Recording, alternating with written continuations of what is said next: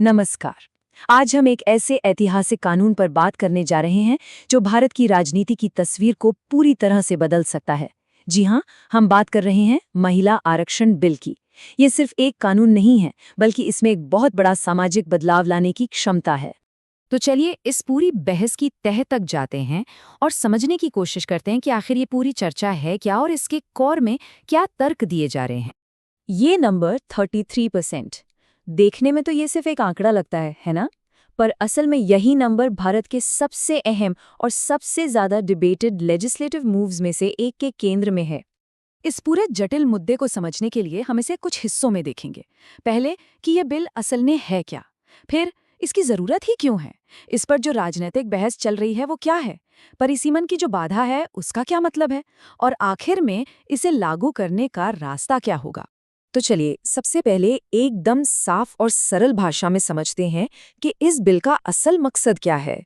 तो बात सीधी सी है, ये कोई सिफारिश नहीं है, ये एक कॉन्स्टिट्यूशनल अमेंडमेंट है। मतलब ये हमारे विधायी निकायों में यानी लोकसभा और सभी राज्यों की विधानसभाओं में एक स्ट्रक्चरल चेंज लाएगा, जहां हर 3 में से 1 सीट महिलाओं के लिए रिजर्व होगी। तो अब सवाल उठता है कि आखिर इस बिल की जरूरत पड़ी ही क्यों। चलिए जरा उन आंकड़ों पर नजर डालते हैं जो इस बिल को कई लोगों के लिए एक राष्ट्रीय प्राथमिकता बनाते हैं। ये आंकड़ा ये सब कुछ साफ कर देता है।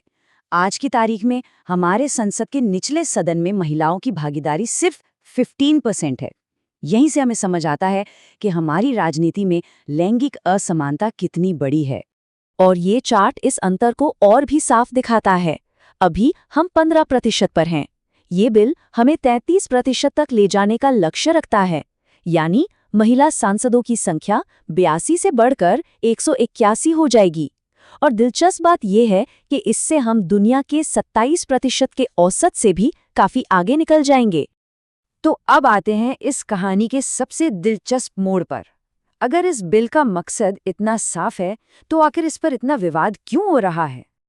देखिए, यहाँ लड़ाई इस बात पर है ही नहीं कि ये बिल आना चाहिए या नहीं। असली लड़ाई है कब और कैसे पर। सरकार का कहना है कि ये महिला सशक्तिकरण के लिए एक ऐतिहासिक कदम है, लेकिन इसे लागू करने की प्रक्रिया पारदर्शी और निष्पक्ष होनी चाहिए, जो जनगणना और परिसीमन के बाद ही मुमकिन है। वहीं विपक्ष का आरोप है कि ये चुनावों के लिए लाया गया एक पॉलिटिकल स्टंट है और इसे तुरंत 2024 से पहले लागू किया जाना चाहिए। साथ ही उनकी मांग है कि इसमें ओबीसी महिलाओं के लिए अलग से कोटा भी हो।